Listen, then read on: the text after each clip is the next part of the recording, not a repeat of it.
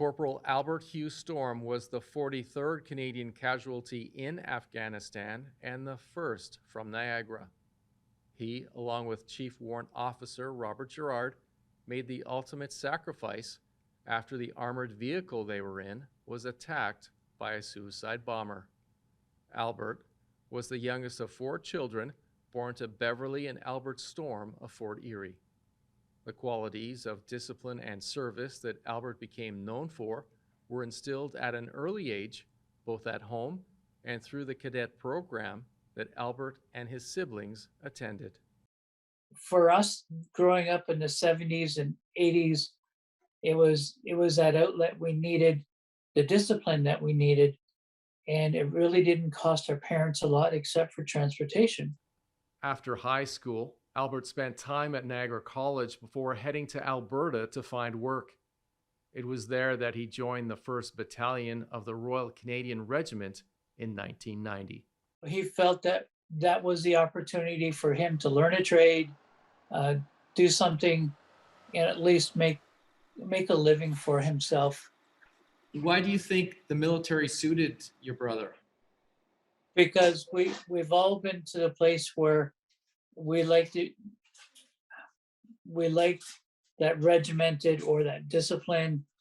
My brother had a couple of health issues, so for him to be regimented, saying you got to do this, this, and this, and he excelled. Albert had accrued enough deployment time so that he could have avoided the fateful tour in Afghanistan, but that would have gone against everything he stood for. When he was home the last time, my sister, myself, and my brother Albert were sitting underneath a big pine tree at my home. And I said, "Do you really have to do this one?" He goes, "I don't have to do this one. I need to do this one because I have a job to do."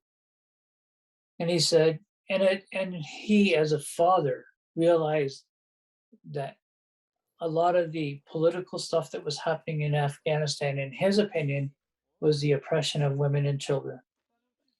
So he was there because he wanted that to change. The last time I spoke to my brother was November 11th in 2006 at 1800 hours.